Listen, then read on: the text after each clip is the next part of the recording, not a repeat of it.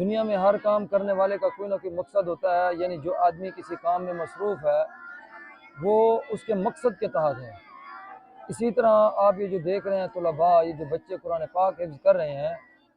ان کا بھی ایک مقصد ہے، ان کا بھی ایک مطمع نظر ہے، ان کی بھی ایک سوچ ہے جس کے تحت یہ لوگ یہاں پہ ایک کام میں مصروف عمل ہے، وہ کام ہے قرآن پاک کا حفظ کرنا۔ اب سوال یہ ہوتا ہے کہ ان لوگوں کا مقصد کیا ہے؟ یہ جو قرآن پاک حفظ کر رہے ہیں، یہ مشقت بھری زندگی گزار رہے ہیں، انہوں نے اپنے گھر بار کو چھوڑا ہوا ہے، اپنے ماں باپ کو چھوڑا ہے، وہاں سکون کی زندگی کو، رہن سہن کو چھوڑا ہے، یہاں آئے ہیں، روکھی سوکھی کھا رہے ہیں یا چٹائیوں پہ سو رہے ہیں اور ادارے کے اصول و ضوابط کی پابندی کر رہے ہیں، دن رات یہاں پہ جو رہ رہے ہیں، اور یہاں پہ ان کی جو وسائل ہیں، یہاں پر ان کے جو یعنی رہنے کی جو جگہ ہے وہ بھی اتنی مناسب زیادہ نہیں ہوتی، اس کے باوجود ان کا مطمع نظر کیا ہے کہ یہ قرآن پاک کی حفظ کرنے میں مشغول ہیں۔ تو اب دیکھیں اس کا جواب یہ ہے کہ دراصل بات یہ ہے کہ یہ لوگ اللہ رب العزت کی فورس میں شامل ہونا چاہتے ہیں، اللہ رب العزت کی فوج میں شامل ہونا چاہتے ہیں۔ وہ یہ ہے کہ قرآن پاک کی ایک آیت ہے، اِنَّا نَحْنُ نَزَّلْنَا الذِّكْرَ وَإِنَّا لَهُ لَحَافِظُونَ۔ اللہ رب العزت نے فرمایا کہ یہ قرآن پاک ہم نے نازل کیا ہے اور ہم ہی اس کی حفاظت کریں گے۔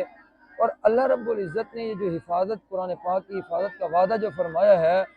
یہ وعدہ کس طرح پورا ہوگا؟ یعنی اللہ رب العزت آسمان دنیا سے نیچے تو نہیں اتر آئیں گے کہ قرآن پاک کی حفاظت کریں گے، بلکہ اللہ رب العزت نے اس کا نظام قانون جو بنایا ہے وہ یہ ہے کہ اللہ نے پوری دنیا میں سے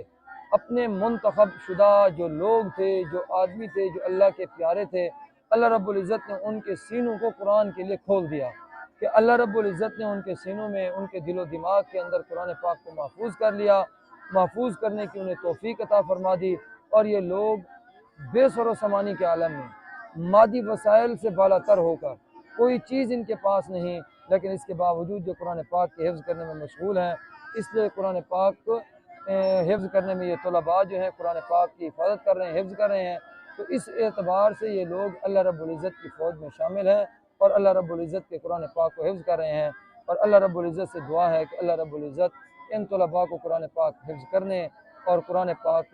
کی تلاوت کرنے اور قرآن پاک کو محفوظ کرنے کی توفیق عطا فرمائے اور اس پر عمل کرنے کی توفیق عطا فرمائے۔